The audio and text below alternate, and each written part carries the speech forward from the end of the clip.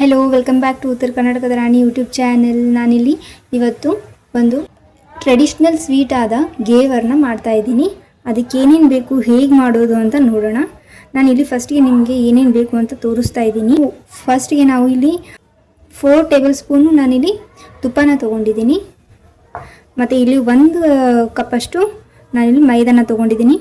ಅದಕ್ಕೆ 1 ಟೇಬಲ್ ಸ್ಪೂನಷ್ಟು ನಾನಿಲ್ಲಿ ಕಡಲೆ ಹಿಟ್ಟನ್ನ ತೊಗೊಂಡಿದ್ದೀನಿ. ಮತ್ತು ಈ ಕಪ್ಪಿಂದ ನಾನು ಯಾವ ಕಪ್ಪಿಂದ ಮೈದಾ ತೊಗೊಂಡಿದ್ನಲ್ಲ ಆ ಕಪ್ಪಿಂದ 1/4 ಆಗುವಷ್ಟು ನಾನಿಲ್ಲಿ ಹಾಲನ್ನ ತೊಗೊಂಡಿದ್ದೀನಿ.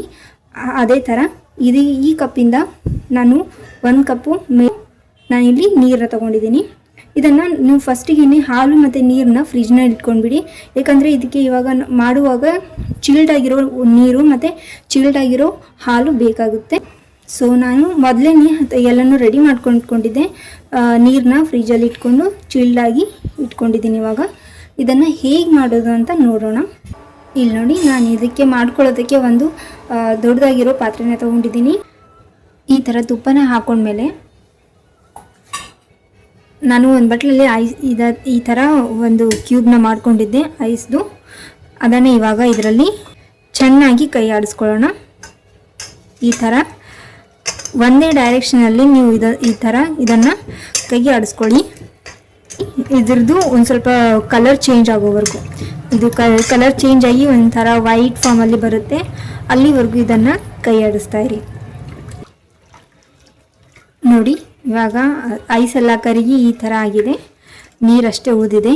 ಇದು ಕ್ರೀಮ್ ಕೂಡ ವೈಟಾಗಿ ಚೆನ್ನಾಗಿ ಬಂದಿದೆ. ಇದರಲ್ಲಿರೋ ನೀರನ್ನ ನಾವು ತೆಕ್ಕೊಳ್ಳೋಣ. ಇಲ್ಲಿ ನೋಡಿ, ನೀರನ್ನ ತೆಕ್ಕೊಂಡ್ಮೇಲೆ ನಾವು ಹಾಗೇನೆ ಇದರಲ್ಲಿ ಇನ್ನೊಂದು ಸ್ವಲ್ಪ ಕೈ ಆಡಿಸ್ಕೊಳ್ಳೋಣ. ಅದೇ ಥರನೇ ಒಂದೇ ಡೈರೆಕ್ಷನಲ್ಲಿ ಇದನ್ನು ಕೈ ಆಡಿಸ್ಕೊಳ್ಳಿ.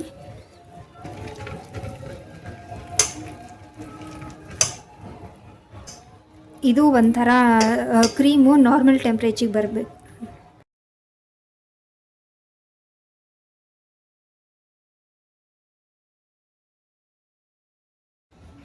ಈ ಥರ ಈಗ ಇಲ್ಲಿ ನೋಡಿ, ಈ ಥರ ನಿಮಗೆ ಈಗ ವೈಟ್ ಕ್ರೀಮ್ ಥರ ಇಲ್ಲಿ ಸಿಗುತ್ತೆ. ನಿಮಗೆ ಸಾಫ್ಟ್ ಆಗಿರೋ ವೈಟ್ ಕ್ರೀಮ್ ಸಿಗುತ್ತೆ.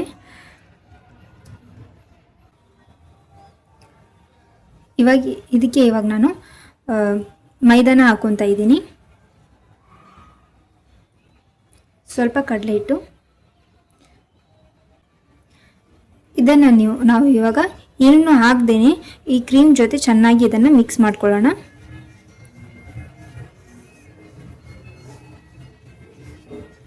ಅದೇ ಕ್ರೀಮಲ್ಲಿ ಇದನ್ನು ನಾನು ಮಿಕ್ಸ್ ಮಾಡ್ಕೊಂಡಿದ್ದೀನಿ. ಆವಾಗ ಈ ಥರ ನಿಮಗೆ ಇದು ಡ್ರೈ ಆಗಿ ಸಿಗುತ್ತೆ. ನಾನು ಮೈದಾ ತೊಗೊಂಡಿರೋ ಕಪ್ಪಿಂದ 1/4 ಆಗುವಷ್ಟು ಹಾಲನ್ನ ತೊಗೊಂಡಿದ್ದೀನಿ. ಇಲ್ಲಿ ಇದು ಪೂರ್ತಿಯಾಗಿ ಚಿಲ್ಡಾಗಿರೋ ಹಾಲಿರಬೇಕು, ಕಾಸಿರೋದು. ಹಾಗಂತ ನೀವು ಹಸಿ ಹಾಲನ್ನ ತೊಗೊಳಕ್ಕೆ ಹೋಗ್ಬಿಡಿ. ಈ ಕಾಸ್ಕೊಂಡಿರೋ ಹಾಲನ್ನ ನೀವು ಫ್ರಿಜ್ಜಲ್ಲಿ ಇಟ್ಕೊಂಡು ಒಂದು ಸ್ವಲ್ಪ ಕೋಲ್ಡ್ ಮಾಡ್ಕೊಳ್ಳಿ. ಕೋಲ್ಡ್ ಅಂದರೆ ಒಂದು ಸ್ವಲ್ಪ ಚಿಲ್ಡಾಗಿರಬೇಕು, ಆ ಥರ ಮಾಡ್ಕೊಳ್ಳಿ. ಇವಾಗ ಆ ಹಾಲನ್ನ ತೊಗೊಂಡಿದ್ದೀನಿ ನಾನಿಲ್ಲಿ. ಸ್ವಲ್ಪನೇ ಹಾಕೊತ ನೋಡಿ, ಸ್ವಲ್ಪನೇ ಹಾಕೊಂಡಿದ್ದೆ ನಾನು. ಸ್ವಲ್ಪನೇ ಹಾಕ್ಕೊಂಡು ಈ ಥರ ಕಲಿಸ್ಕೊತಾ ಇದ್ದೀನಿ. ಈ ಥರ ಮಾಡೋದ್ರಿಂದ ನಿಮ್ಗೆ ಎಲ್ಲಿನೂ ಗಂಟು ಆಗೋದಿಲ್ಲ. ಒಮ್ಮೆಲೆ ನೀವು ಹಾಲು ಹಾಕ್ಕೊಂಡು ಮಾಡ್ಕೊಂಡ್ಬಿಟ್ರೆ ಗಂಟಾಗಿ ಬರುತ್ತೆ. ನೋಡಿಲಿ, ನಾನು 2ನೇ ಸಲ ಹಾಲನ್ನ ಹಾಕ್ಕೊತಾ ಇದ್ದೀನಿ. ಕಲಿಸುವಾಗ ಒಂದು ಸ್ವಲ್ಪ ಗಟ್ಟಿ ಅನಿಸುತ್ತೆ ನಿಮಗೆ. ಹಾಗೆಯೇ ಕೈ ಬಿಡದೇನೆ ಒಂದು ಸ್ವಲ್ಪ ಕಲಿಸ್ಕೊಳ್ಳಿ ಇದನ್ನು. ನೋಡಿ, ಇವಾಗ ಇದಕ್ಕೆ ಲಾಸ್ಟಾಗಿ ಸ್ವಲ್ಪನೇ ಓದಿದೆ ಹಾಲು, ಅದನ್ನು ಹಾಕ್ಕೊತಾ ಇದ್ದೀನಿ. ಒಮ್ಮೆಲೆ ಹಾಲನ್ನ ಹಾಕೋಬೇಡಿ, ಸ್ವಲ್ಪನೇ ಕಲಿಸ್ಕೊತಾ ಹೋಗಿ. ಆಗ ನಿಮಗೆ ಒಳ್ಳೆ ಸ್ಟ್ರೆಕ್ಚರ್ ಸಿಗುತ್ತೆ. ಇವಾಗ ನಾವು ತೊಗೊಂಡಿರೋ ಹಾಲು ಆಗಿದೆ. ನಾನು ಇದನ್ನು ಫ್ರಿಜ್ಜಲ್ಲಿ ಇಟ್ಕೊಂಡು ಪೂರ್ತಿಯಾಗಿ ನಾನು ಕೋಲ್ಡ್ ಮಾಡ್ಕೊಂಡಿದ್ದೀನಿ, ಅಂದರೆ ಒಂದು ಸ್ವಲ್ಪ ಚಿಲ್ಡ್ ಆಗಿದೆ. ಇದನ್ನು ಕೂಡ ಒಂದು ಸ್ವಲ್ಪನೇ ಹಾಕ್ಕೊತ ನಾವು ಕಲಿಸ್ಕೊತಾ ಹೋಗೋಣ. ಒಮ್ಮೆಲೆ ಪೂರ್ತಿಯಾಗಿ ಹಾಕ್ಕೊಳ್ಬೇಡಿ.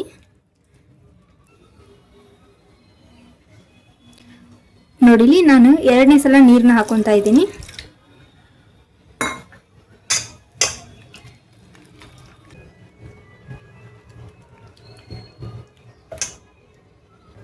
ಒಂದು ಸ್ವಲ್ಪ ನಿಮಗೆ ಗಂಟೆ ಏನಾದರೂ ಅನಿಸಿದರೆ ಅದನ್ನು ಅಲ್ಲೇ ಒಂದು ಸ್ವಲ್ಪ ಕೈಯಿಂದ ಸ್ಮ್ಯಾಶ್ ಮಾಡ್ಕೊಂಡು ಗಂಟನ್ನು ಹೊಡ್ಕೊಳ್ಳಿ.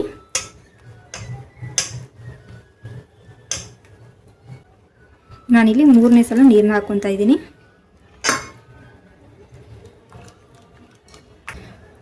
ನಾನು ಪೂರ್ತಿಯಾಗಿ ನೀರನ್ನ ಹಾಕ್ಕೊಂಡಿದ್ದೀನಿ. ಇವಾಗ ಇಲ್ಲಿ ನಾನು 1 ಬಟ್ಲ ನೀರನ್ನ 4 ಸರ್ತಿ ಹಾಕ್ಕೊಂಡಿದ್ದೀನಿ. ಈ ಬ್ಯಾಟ್ರ್ ನಿಮಗೆ ಒಂದು ಸ್ವಲ್ಪ ರನ್ನಿಂಗ್ ಫಾರ್ಮಲ್ಲಿ ಇರಬೇಕು. ಹಿಟ್ಟಲ್ಲಿ ನಿಮಗೆ ಏನಾದರೂ ಒಂದು ಸ್ವಲ್ಪ ಗಂಟು ಅಂತ ಅನಿಸಿದರೆ ಯೋಚನೆ ಮಾಡೋಕ್ಕೆ ಹೋಗಬೇಡಿ, ಮುಂದೆ ಅದನ್ನು ಹೇಳ್ತೀನಿ. ಇವಾಗ ಈ ಹಿಟ್ಟನ್ನು ನಾನು ಇನ್ನೊಂದು ಬೌಲಲ್ಲಿ ನಾನು ಇದನ್ನು ಸೋಸ್ಕೊತಾ ಇದ್ದೀನಿ. ನಿಮಗೆ ಯಾವುದಾದ್ರೂ ಗಂಟದು ಏನಾದರೂ ಇದ್ದರೆ ನೀವು ಇಲ್ಲಿ ಈಸಿಯಾಗಿ ತೆಕ್ಕೊಳ್ಬೋದು ಅಂತ.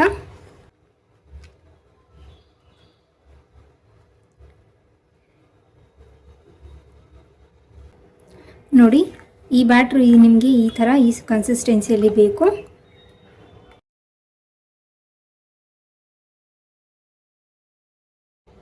ಇವಾಗ ಇದನ್ನು ಒಂದು 10 ನಿಮಿಷದ ಕಾಲ ಫ್ರೀಜರಲ್ಲಿ ಇಟ್ಕೊಳ್ಳೋಣ. ಏಕೆಂದರೆ ಇದು ಮಾಡುವಾಗ ನಮಗೆ ತುಂಬಾ ಕೋಲ್ಡ್ ಆಗಿರಬೇಕು. ಕೋಲ್ಡ್ ಆಗಿದ್ದರೆ ತುಂಬ ನೀಟಾಗಿ ಬರುತ್ತೆ. ಅದಕ್ಕೆ ಸೊ ಹಾಗಾಗಿ ಇದನ್ನು ನಾವು ಒಂದು 10 ನಿಮಿಷದ ಕಾಲ ಫ್ರೀಜರಲ್ಲಿ ಇಟ್ಕೊಳ್ಳೋಣ. ಅದನ್ನು ಫ್ರೀಜರ್ಗೆ ಇಟ್ಟು ಇಲ್ಲಿ ನಾವು ಇನ್ನೊಂದು ಕಡೆ ಅದಕ್ಕೆ ಪಾಕನ ಮಾಡ್ಕೊಳ್ಳೋಣ. ಇಲ್ಲಿ ನಾನು 1 ಕಪ್ ಆಗುವಷ್ಟು ಇಲ್ಲಿ ಸಕ್ಕರೆಯನ್ನು ತಗೊಂಡಿದ್ದೀನಿ. 1/4 ಆಗುವಷ್ಟು ನೀರನ್ನ ಹಾಕ್ಕೊತಾ ಇದ್ದೀನಿ. ಇವಾಗ ಇದನ್ನು ಪಾಕ ಮಾಡಿಕೊಂಡು ಬರೋಣ. ಇದಕ್ಕೆ ಕಂಟಿನ್ಯೂಸ್ ಕೈ ಆಡಿಸ್ತಾ ಇರಿ, ಇಲ್ಲ ಅಂತ ಅಂದರೆ ಇದು ಕೆಳಗೆ ಅಂಟ್ಕೊಳ್ಳುತ್ತೆ. ನೀವು ಕರೆಕ್ಟಾಗಿರೋ ಮೆಜರ್ಮೆಂಟ್ನ ಕರೆಕ್ಟಾಗಿ ಹಾಕ್ಕೊಂಡು ಮಾಡಿಕೊಂಡ್ರೆ ಸ್ಟೆಪ್ ಬೈ ಸ್ಟೆಪ್ಪು ನಿಮಗೆ ಕರೆಕ್ಟಾಗಿ ಬರುತ್ತೆ. ಅದು ಇಲ್ಲಿ ನೋಡಿ, ಪೂರ್ತಿ ಸಕ್ಕರೆ ಕರಗಿದೆ.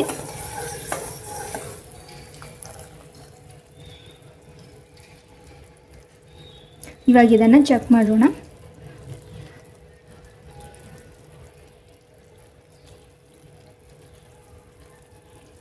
ನೋಡಿ, ಒಂದೆಳೆ ಬಂದಿದೆ. ಇವಾಗ ಇದನ್ನು ಫ್ಲೇಮನ್ನು ಆಫ್ ಮಾಡ್ಕೊಳ್ಳೋಣ. ಇದರಲ್ಲಿ ಒಂದು ಸ್ವಲ್ಪ ನಾನು ನಿಂಬೆನ ಹಾಕ್ಕೊತಾ ಇದ್ದೀನಿ.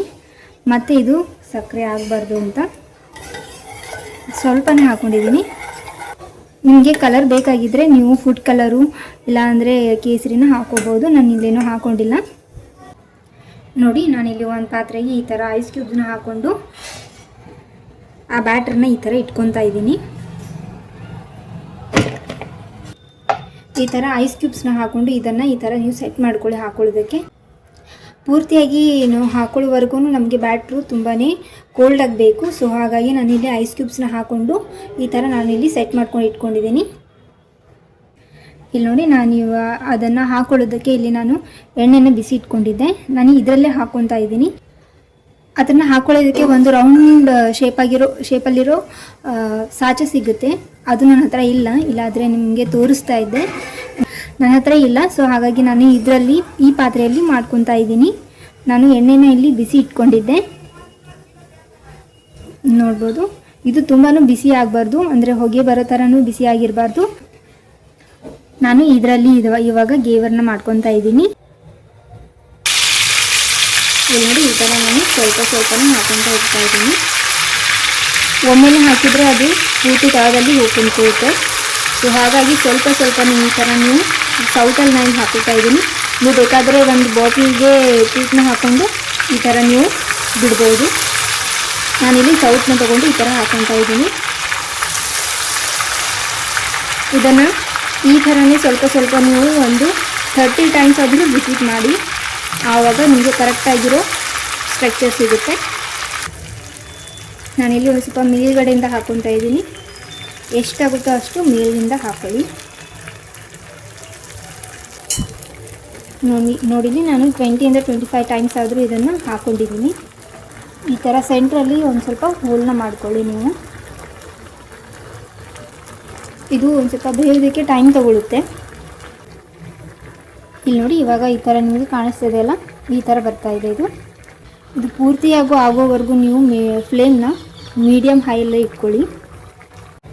ಇಲ್ಲಿ ನೋಡಿ, ಇವಾಗ ಇದು ಎಷ್ಟು ಚೆನ್ನಾಗಿ ಬಂದಿದೆ ಅಂತ ಪೂರ್ತಿಯಾಗಿ ಬಿಟ್ಕೊಂಡು ಈ ಥರ ಬಂದಿದೆ. ಇದು ಇದನ್ನು ಇವಾಗ ನಾವು ಸ್ವಲ್ಪ ಇದೇ ಥರನೇ ಹಿಡಿಯೋಣ, ಏಕೆಂದರೆ ಇದರಲ್ಲಿರೋ ಎಣ್ಣೆ ಎಲ್ಲ ಹೋಗಬೇಕು.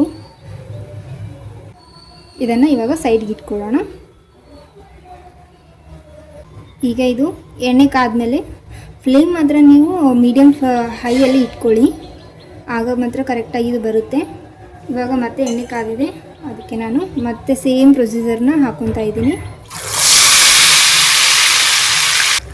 ಇದು ಪೂರ್ತಿ ನೀವು ಹಾಕೊಳ್ಳುವಾಗ ಹಿಟ್ಟು ತುಂಬಾ ಕೋಲ್ಡ್ ಆಗಿರಬೇಕು.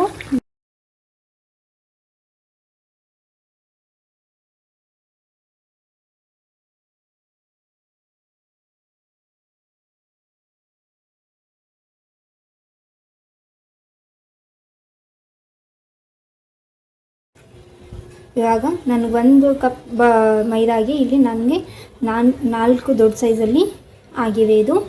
ಇದನ್ನು ನಾನು ಎಣ್ಣೆ ಜಾನೋದಕ್ಕೆ ಅಂತ ಹೇಳಿ ಫಸ್ಟಿಗೆ ನಾನಿಲ್ಲಿ ಸೈಡಲ್ಲಿ ಇಟ್ಕೊಂಡಿದ್ದೆ. ಇದು ಈ ಥರ ನೀವು ಫಸ್ಟಿಗೆ ಇದೆಲ್ಲ ರೆಡಿ ಮಾಡಿಕೊಂಡ್ರೆ ನಿಮಗೂ ಕೂಡ ಈಸಿ ಆಗುತ್ತೆ. ಇಲ್ಲಿ ನೋಡಿ ಇದು ಎಷ್ಟು ಚೆನ್ನಾಗಿ ಬಂದಿದೆ ಅಂತ, ಪೂರ್ತಿ ಜಾಳಿ ಜಾಳಿಯಾಗಿ ತುಂಬ ನೀಟಾಗಿ ಬಂದಿದೆ ಇದು. ಇದನ್ನು ನಾನು ಪಾಕ ಮಾಡ್ಕೊಂಡಿದ್ದೆನಲ್ಲ ಆ ಪಾಕನ ಈ ಥರ ಮೇಲ್ಗಡೆ ಹಾಕ್ಕೊಂಡು, ನಾನು ರಬ್ಡಿನ ಮೊದಲೇ ರೆಡಿ ಮಾಡ್ಕೊಂಡಿದ್ದೆ. ಈ ಥರ ಇದನ್ನು ರಬ್ಡಿನ ಸ್ಪ್ರೆಡ್ ಮಾಡಿಕೊಂಡು ಗೇವರ್ ತಿನ್ನೋ ಪ್ರಾಪರ್ ವೇ ಇದು. ಈ ಥರ ಕಾಂಬಿನೇಷನ್ ಮಾತ್ರ ತುಂಬಾ ಚೆನ್ನಾಗಿ ಬರುತ್ತೆ ಇದು. ನೋಡಿ ಈ ಥರ ರಬ್ಡಿನ ಈ ಥರ ಮೇಲ್ಗಡೆ ಸ್ಪ್ರೆಡ್ ಮಾಡಿಕೊಂಡು, ನಾನಿಲ್ಲಿ ಒಂದು ಸ್ವಲ್ಪ ಬಾದಾಮನ್ನ ಗ್ರೇಟ್ ಮಾಡ್ಕೊಂಡಿದ್ದೆ, ಅದನ್ನು ಈ ಥರ ಸ್ಪ್ರೆಡ್ ಮಾಡಿಕೊಂಡು ರೋಸ್ದು ಡ್ರೈ ಲೀಫ್ನ ಈ ಥರ ಸರ್ವ್ ಮಾಡ್ತಾಯಿದ್ದೀನಿ.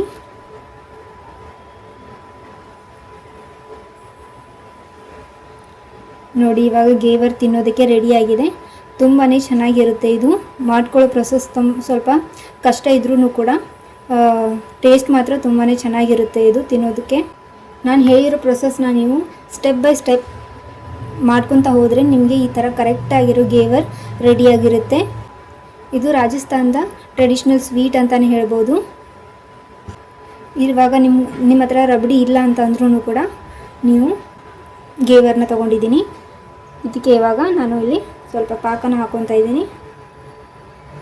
ಇಲ್ಲಿ ನೋಡಿ ಈ ಥರ ಪಾಕನ ಸ್ವಲ್ಪ ಹಾಕ್ಕೊಂಡು ಇದಕ್ಕೆ ಇವಾಗ ನಾನು ಗ್ರೇಟ್ ಮಾಡ್ಕೊಂಡಿರೋ ಒಂದು ಸ್ವಲ್ಪ ಬಾದಾಮನ್ನ ಸ್ಪ್ರೆಡ್ ಮಾಡ್ತಾಯಿದ್ದೀನಿ. ಇದು ರಬಡಿ ಇಲ್ಲದೇನೂ ಈ ಥರ ತಿನ್ನೋದಕ್ಕೆ ತುಂಬಾ ಟೇಸ್ಟಿಯಾಗಿರುತ್ತೆ. ನೋಡಿಲಿ ನಾನು ಎರಡೂ ಕೂಡ ನಿಮಗೆ ಸರ್ವ್ ಮಾಡಿ ತೋರಿಸಿದ್ದೀನಿ. ಇದು ಗೇವರ್ಗೆ ನಾನಿಲ್ಲಿ ರಬ್ಡಿನ ಹಾಕ್ಕೊಂಡಿದ್ದೀನಿ ಮತ್ತು ಇಲ್ಲಿ ಬರೀ ನಾನು ಪಾಕದಲ್ಲಿ ಹಾಕ್ಕೊಂಡಿದ್ದೀನಿ.